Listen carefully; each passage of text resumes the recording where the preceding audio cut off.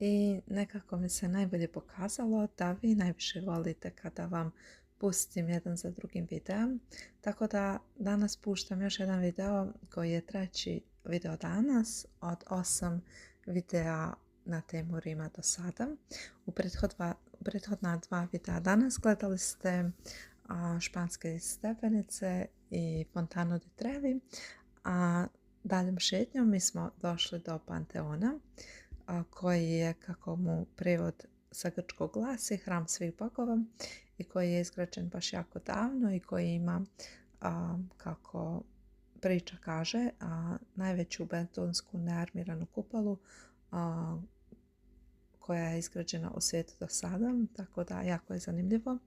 Međutim, ono što je meni žao što nismo mogli nažalost unutra ući, a redovi i gužve su bili zaista veliki, tako da nam se nije dalo da čekamo. Ali evo, gledali smo jedno 10-15 minuta hram s polja, možda i duže, ne mogu se sjetiti. Uglavnom gledali smo i uživali i zaista ono što je super u Rimu je da je sve nekako pješke blizu neki od tih takvih građevina i da je ono što je impresivno zapravo je da su ove građevine uživo ogromne.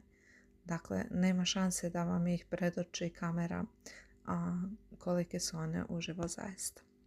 Svaka od njih je posebno lijepa, a na onu koja je ostavila na mene najjači utisak još nismo naišli, a bit će uskoro u nekom od sljedećih videa, jer videa ima mnogo i sve ću vam ih pustiti, sigurna sam.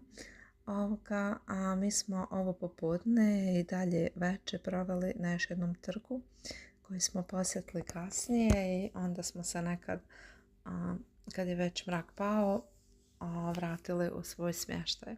Tako da sljedeće video očekujte malo iz noćne šetnje, iz noćnog hoda. Tako da u svakom slučaju bilo je predivno. Ja evo ne mogu da vjerujem da je prošlo već 10 mjeseci od naše posjete Rimu. Vrijeme onako baš brzo leti. I šta da kažem, bilo je prekrasno i mnogo smo uživali tamo. Evo, želim vam ugodan ostatak dana i družimo se u novom videu. Ko zna, možda već sutra. Pozdrav!